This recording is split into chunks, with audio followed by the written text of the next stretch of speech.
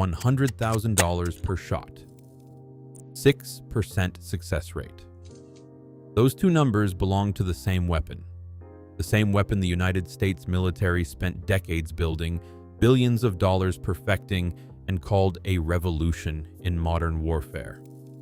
This is what happened when someone turned off the GPS. In May 2007, north of Baghdad, a United States Army artillery crew loaded a single round into a howitzer and fired it at a building 25 miles away. The building was a safe house used by an Al-Qaeda cell responsible for planting roadside bombs that had killed American soldiers. The cell leader, a man named Abu Jura, was inside. The round left the barrel, extended 4 folding fins, locked onto GPS coordinates, and adjusted its flight path 40 times per second for the entire journey. It hit the building within 4 meters of its intended point of impact. Abu Jura was killed. A second round, fired immediately after, hit the same building within 4 meters. 2 shots, both hit. 1 cell destroyed.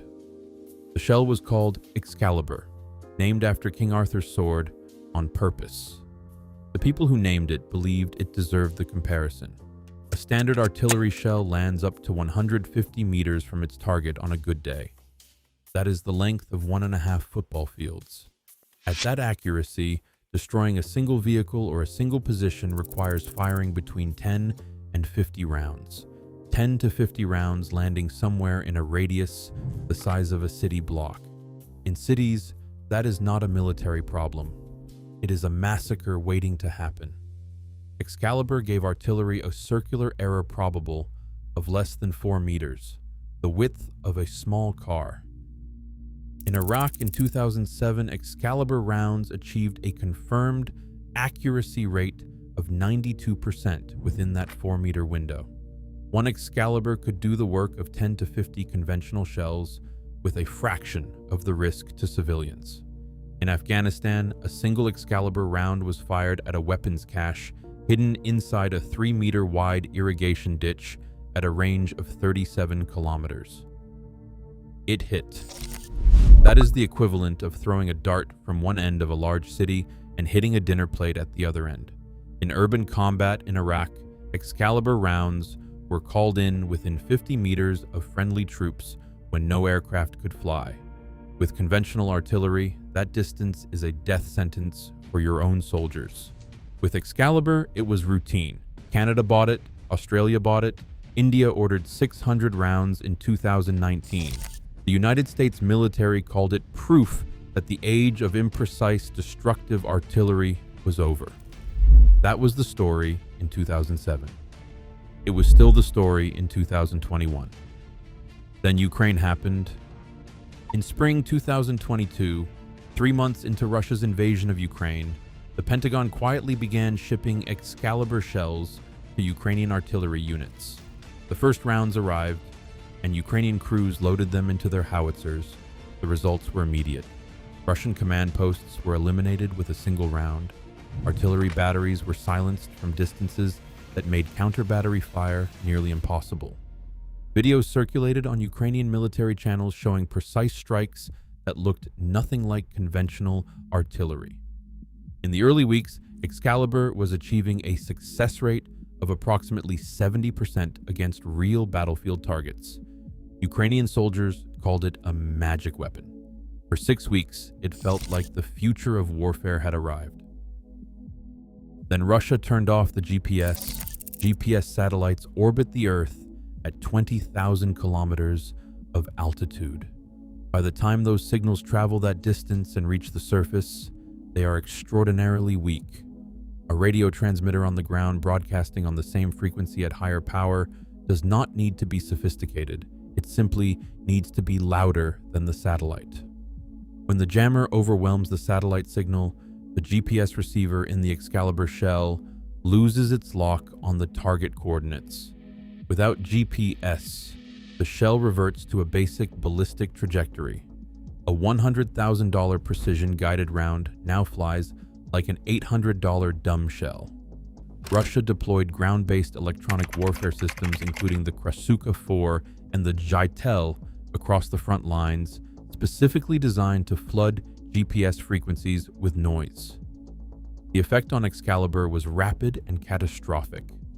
Within 6 weeks, the success rate had fallen from 70% to 6%. Daniel Patt, a senior fellow at the Hudson Institute, testified before Congress in March 2024 that effectiveness dropped from 70% to 6% over a matter of months as new electronic warfare mechanisms came out. Ukraine quietly stopped using Excalibur rounds. Then they told Washington. Washington quietly stopped sending them. No press conference, no official statement. The most celebrated artillery shell in American military history had been defeated, and the government said almost nothing publicly about how it happened. At 6% accuracy, the United States was effectively spending $1.6 million for every round that hit its target. The magic weapon had become an expensive way to miss. The Excalibur story would be troubling enough on its own. What makes it genuinely alarming is that Excalibur is not the only American weapon with this problem. HIMARS, the rocket system that became the signature weapon of American support for Ukraine, suffered the same fate. Its rockets, guided by GPS, were credited with destroying Russian ammunition depots far behind the front lines. Then, Russian electronic warfare adapted. Ukrainian sources reported that Russians deployed jamming that disabled satellite signals, and HIMARS became completely ineffective in certain areas. The same GPS dependency, the same vulnerability, the same result. JDAM bombs sent to Ukraine showed degraded effectiveness in environments contested by GPS. The manufacturer issued a software patch. Effectiveness remained reduced. The pattern is not a coincidence. It is the same flaw running through every precision weapon the United States built over the last 30 years. All of them rest on a satellite signal weak enough to be drowned out by equipment that can now be assembled for a few $100s. The United States military spent the years between Iraq and Ukraine fighting in Afghanistan, Libya, and Syria, where no adversary had meaningful electronic warfare capability. In those conflicts, GPS precision worked exactly as advertised. Those wars created an institutional assumption that GPS guided weapons were simply superior, full stop. Ukraine revealed that assumption was only true against enemies who could not fight back electronically. Retired United States Army Lieutenant General Mike Nagata said at a military conference in 2024 that the United States is still falling behind in electronic warfare and that the gap between where the country should be and where it actually is continues to expand. France recognized the GPS vulnerability earlier than most. Its Hammer precision bomb uses a hybrid guidance system combining GPS with inertial navigation, and it does not depend entirely on satellite signals. In Ukraine, French hybrid guided weapons performed significantly better than pure GPS guided equivalents in jammed environments. The United States is developing upgraded Excalibur variants with alternative guidance systems that do not rely on GPS. They are not yet in mass production. The direction the technology needs to go is clear. The question is how long it takes to get there. Russia did not beat the Excalibur with a better shell. They did not develop a superior artillery system or a more advanced weapon. They asked a simpler question. What happens to a GPS-guided weapon when there is no GPS signal?